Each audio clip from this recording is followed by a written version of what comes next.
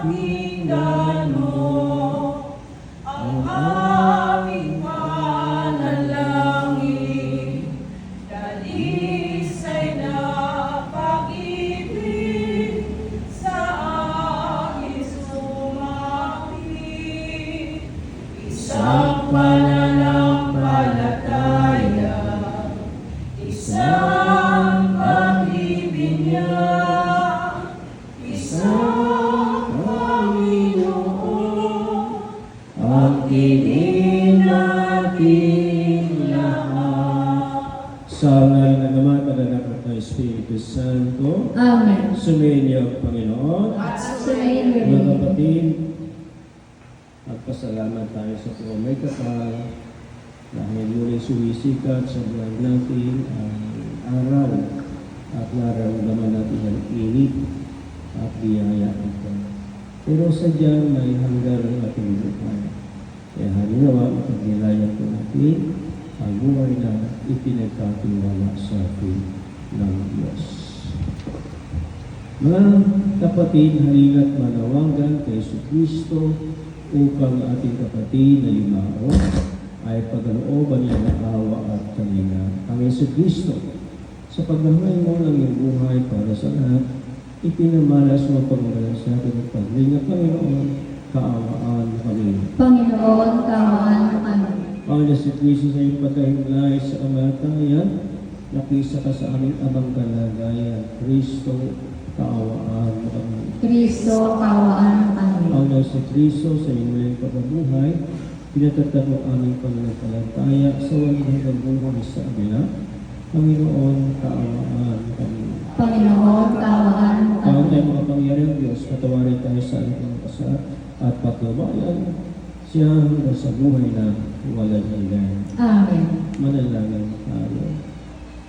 Ama na mga pangyariang, ikaw ay maawain at mapagpatawad, kaya naman kami ay lumulog para kay Porfirio. Ngayon upang iyong makapiling papundahan sa kanyang pag-asa at pananampalataya at maihatid nawa siya sa kanyang talagang bayan at natamit na ligayang pagmamagpakailanman. Sa pamamagitan ni Kristo, kasama ng Espiritu Santo, magpasawalang hanggan. Tayo itong magsiupo. Pagbasa mula sa sulat ni Apostol San Pablo sa mga taga-Roma. Mga kapatid, walang sinuman sa atin ang nabubuhay o namamatay sa kanyang sarili lamang. Kung tayo nabubuhay tayo para sa Panginoon.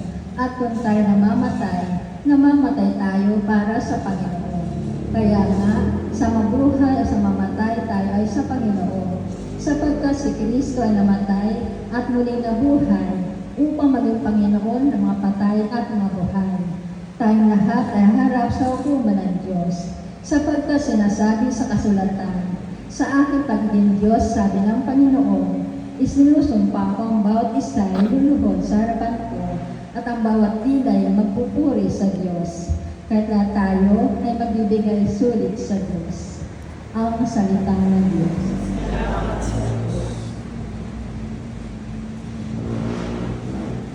Salmon tugunan, ating po itong tugon.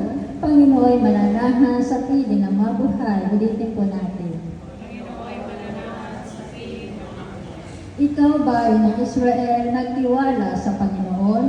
Siya ay sanggalang laging handa na tumulong. Sa Panginoon ay magtiwala kayo may takot sa Kanya, pagkat siya ang tutulong at sa inyo'y mag-aadya. Tugon, Panginoon ay mananahan sa piling ng mabuhay. Ang Diyos ay magpapala, hindi tayo lilimutin. Pagpapala'y matamo nitong bayan ng Israel. Sa lahat na mayroong takot, Diyos din ang magpapala. Pagpapala'y pantay-pantay, maliit man o dakila. Tugon, Panginoon ay mananahan sa piling ng mabuhay. Ako'y kanyang iniligtas sa kuko ng kamatayan.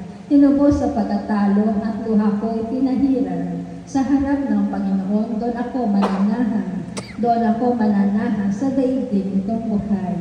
Tugon, Panginoon mananahan sa piling ng mga buhay. Laging buhay ang pag-asa, patuloy ang pananalig. Bagamat ang aking sabi, ako'y ganap ng nalupig. Bagamat ako'y takot, nakasabi ko kuminsan, wala kahit isang tao na dapat pagtiwalaan. Tugon, Panginoon mananahan sa piling ng mga buhay. Masakit ang kalooban na mahabag ng ama kung may papanaw, kahit ito'y isa, labis siyang magdaramdam. Panginoon, narito ako inyong abang lingkod.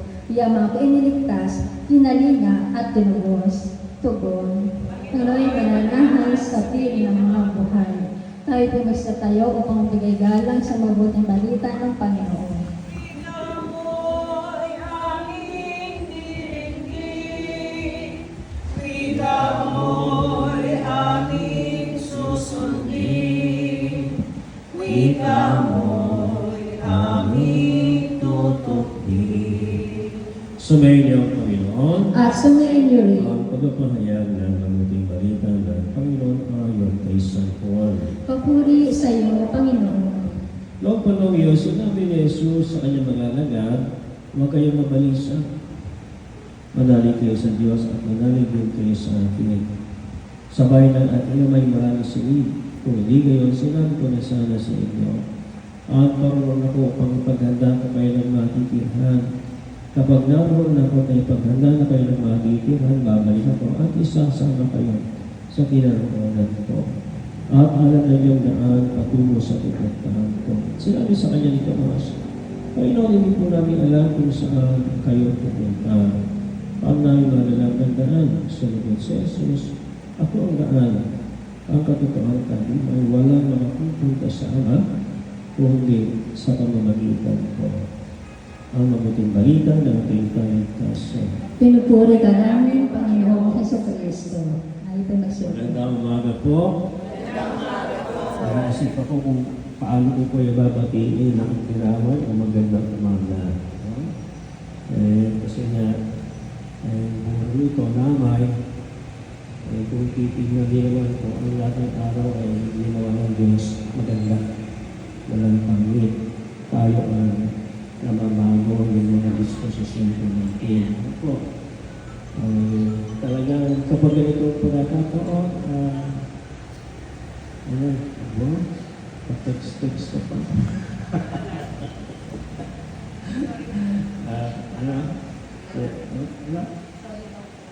Sorry, granted. Ayan, sa mga ganitong mag-aaral, nag-iisip ako kung ano yung sasabihin ko. Sa totoo lang, kasi alam naman natin, malungkot kayo. Tapos magpapatawa ko rito. Medyo alam na, no? Pero ganito na,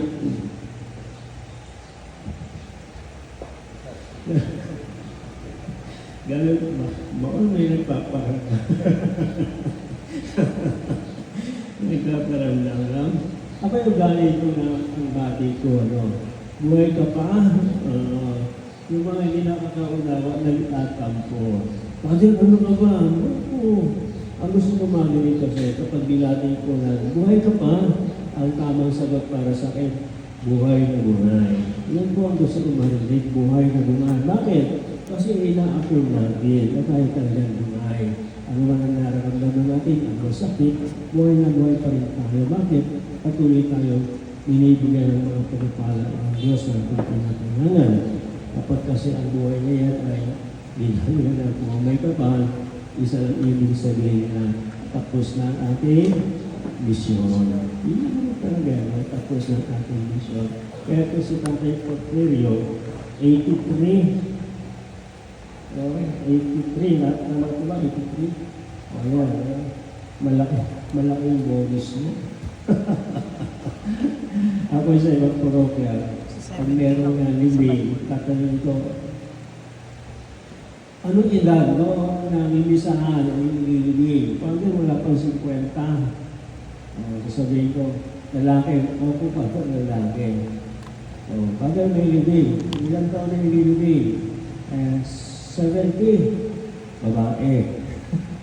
Opo pa ito, babae. Bakit ganoon? Kasi mas mahaba buhay ng babae kaysa buhay ng lalaki. Sa totoo lang po, no? Bakit? Alam mo lang yung dahilan, no? Hindi na kayo pagpapaliligoy, no? Maraming biso ang mga lalaki. At ang babae, isa na lang bisyo ng babae. Ganun lang. Na mag-practice yung baga, ano? Nabubuhay yung mga lakas, no? Eh, joke lang po yun, pero minsan kapag hinilayan natin, wala talaga gano'n, no? Totoo yun. Kasi nga, yung lalaki, sinibilyo, no? Expose sa maraming elements, no? Kaya minsan yung mga nagka-traffic lang, kung pinagdadasal ko yun, ano, magkakasakit, ano? Kasi iba walang proteksyon, ano? Walang Christmas, nandoon ka araw-gabi. Naalala ko yung usok, sabihin natin hindi ka ng sigarilyo. O, ganun din yun, diba? Yung second hand smoke, ayan. Kaya kanina may itanong ko, ano yung naging trabaho ng tatay? O, may connection pala. Nung siya yung malakas pa, naglilinis na, tapis. Ako po, laki siya nagotas. Alam ko po yan kung paano nililisin ang tapis. Maruming ano po yan, no? Paggamit ng asito, ayan, palalamutin mo yan para maihulma mo, tamang gusto mo, yun mo. Kapag gano'n, kung wala ka pang proteksyon, kung paggagamit ng Christmas o kung ano man, ay talagang makaka-apekto. Kanina binanggit yung kanina, no? Sa unang pagbasa, yung meron pa talagang pagsusulit, di ba? Pagsusulit. Binigyan tayo ng buhay, ng kung pa, darating yung oras at panahon, magsusulit tayo. At ito na, lumarating talaga yung panahon na tayo magsusulit. Yung kalusugan natin, alam po ba ninyo, ang unang biyaya sa atin ng Diyos, ano? Kalusugan. Sa ating paglaki, iningatan naman ang magulang ang video, ganun-ganun na nakakaalaga sa baby. Kasi mahina pang baby, kaya tinutulungan naman ako. Pero di natin batin. Habang gumahari tayo, ang unang linawag kasi natin ang ating pinila at kalusugan. Totoo, hindi. Totoo po. Ako ay nakasaya sa ospital.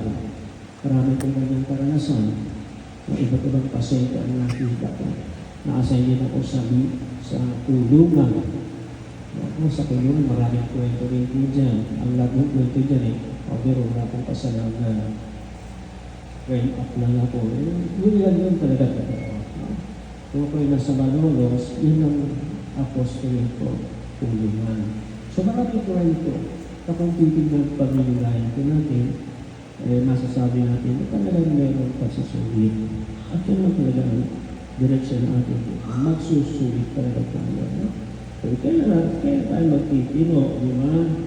Kaya tayo mag-ayos sa ating kalusugan. Diyan tayo nalilungkot kapag pinabayaan ko natin. Kaya kung titignan ko sa ating kasalukuyan talaga, itaas ang kamay ng walang diabetes. Itaas ang kamay ng walang diabetes. Walang diabetes. Paano nyo nalaman wala kayong diabetes? Nagpatingin ba kayo sa doktor? Paano nyo malalaman na kayo talaga walang diabetes? Yung patingin sa doktor. Kaya unang disposisyon natin, ayaw natin magpatingin sa doktor. Bakit? Ayaw natin malaman ang sakit natin. Totoo, hindi. Totoo. O minsan, nakagulat pa tayo. Bakit ako may diabetes? Yung tatay-nanay ko mo, walang diabetes. Diba? Naipagmama na po kasi yung sakit ng diabetes. Pero ngayon, hindi na yun ang usapin. Ang dami ng klase, type 1, type 2, yung type 1 na sa lifestyle natin iyan. Hindi tayo kumikilos, ayan, hindi tayo mag-exercise, wala tayo na diet na sinusunod. Iyan ang mga pagkakata kung saan kapag hindi tayo nag-diabetes sa art sa gusto natin.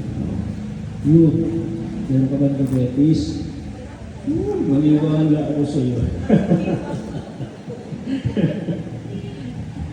Pabata sa sakit ko ngayon, kung titignan ko, may dinala akong pasyente. Diabetes ang sakit niya. Nabulag na, umaabot na 600 yung kanyang blood sugar. Tanungin niyo kagad ilang taon na yun. Tanungin niyo ako kung ilang taon na. Ayan, alam po niyo ilang taon na? Second year high school. Ilang taon yung second year high school? 14 years old. May sakit na ng diabetes. Kaya nagtanongin ko yung nanay, ano bang nangyari kung nagkaroon ng sakit? Ngayon ko sa pag-aaral. Sabi nga yung nanay ko, kasi ano ko, ang paborito niya, milk tea. Milk tea, hindi ko mapigil-pigil. Kung ang milk tea naman, kung paminsan nila, okay lang, pero kung araw-araw, nagiging mahirap ko bakit asukang sa ako ang narinig na asukang niya. Sa bata, dinalang ko rin, sakit naman sa bato. Sabi sa akin ng nanay, paano kayo mo nagbinyag sa anak ko? Oo, nanay ko, 3 taon. Yung bata na, 3 taon. Sabi ko, ano nangyari kung kasakit ang ganyan? Sakit daw po sa bato. 3 taon? Bakit? Kasi nakapainan ko ng katulahan ko, kakapusan. Nakapainan ko ng 3-in-1. Mga pagkain na hindi pa sapat sa mga, hindi pa ayos sa mga ito.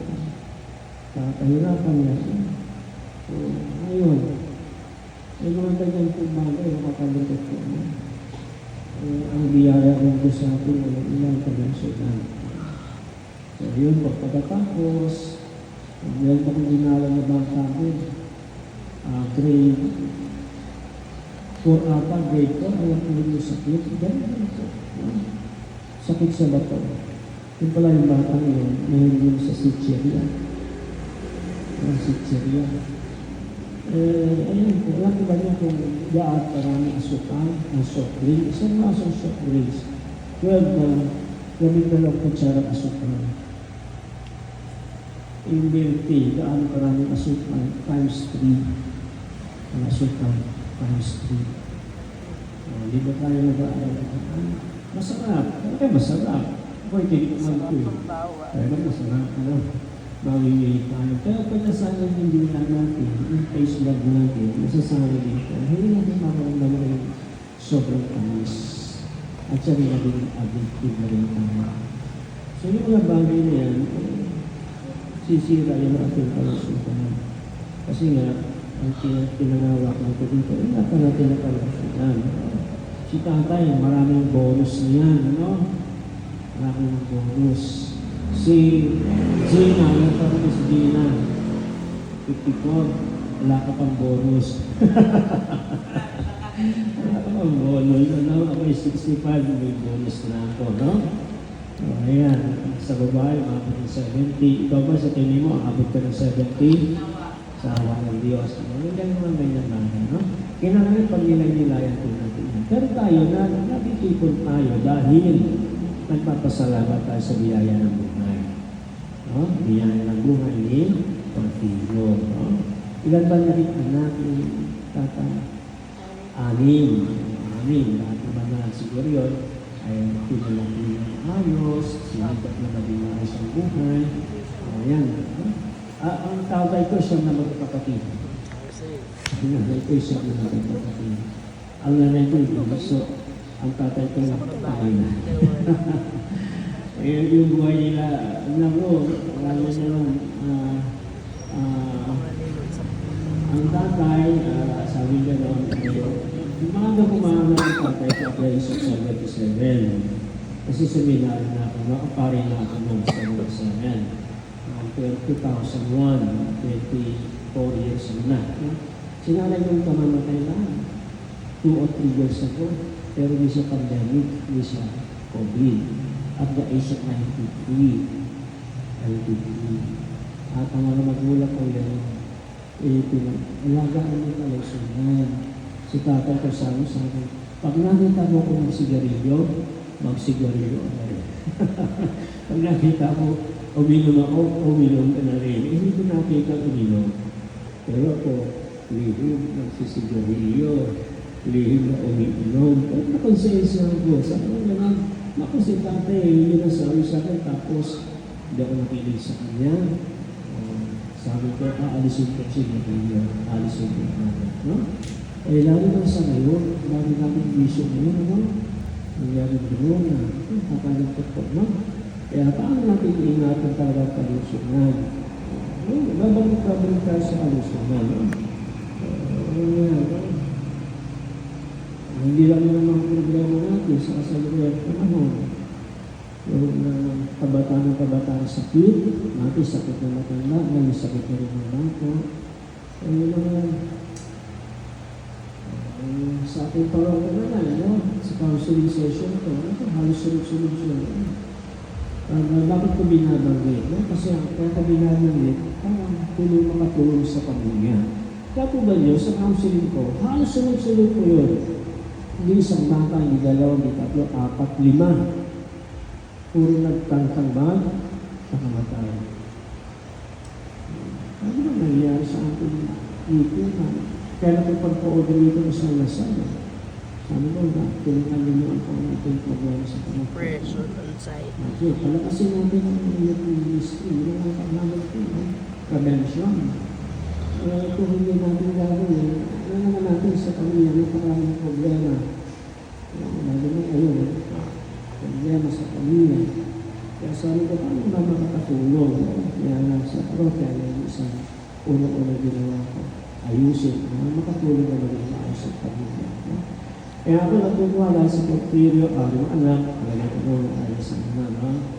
Ang misis niya ay ilang taon na, kayo po? 81. Meron pa man tataas sa 81? Meron pa man? Meron pa? 81, 82. Meron, 82. 83. Parami na ng bonus sa inyo. 15, 22, 21. Ingat lang sa mga bagay na hindi makatulong na po. Parang kamukha niyo nanay ko. Nung kayo magpatingin, nung kayo magpatingin sa doktor, ako lang nagtanggol sa akin ng doktor. Hindi niya ako kilalang pare. No? Sir, yung magulang mo ilang taon. Parang si tata ko, kumarong 77. Kasi nanay, kasi nanay at the age of 91. Huwag kang mag-alala, mukhang aamutin mo ang 91. Kundi mo 77. Kasi it follows kumarang mo yung magulang, baka manahin din ang anak yun. No? Bakit? Kasi yung mga disiplina, na ituturo kasi yung disiplina, lalo sa pagkakalin. No? So yun, sa akin ng doktor, alagaan naman tayo sa kapalalang buhay ng nanay. Tatay mo, mga 70, 77, si nanay mo 91, kumulong si nanay 93. Sabi mo, maingatan mo lang ito siya. At yan, magmula lang, sabi ko, mag-una ako, mag-low carb. Mag-low carb lang. Mahalaga kasi yun, at kung dito natin ang sakit natin, nagagaling na sa ating pinakain ka natin. Kanin, mahilang ako sa kanin. Yan lang talaga, gulay. Kung gulay, pero kapanin ko sa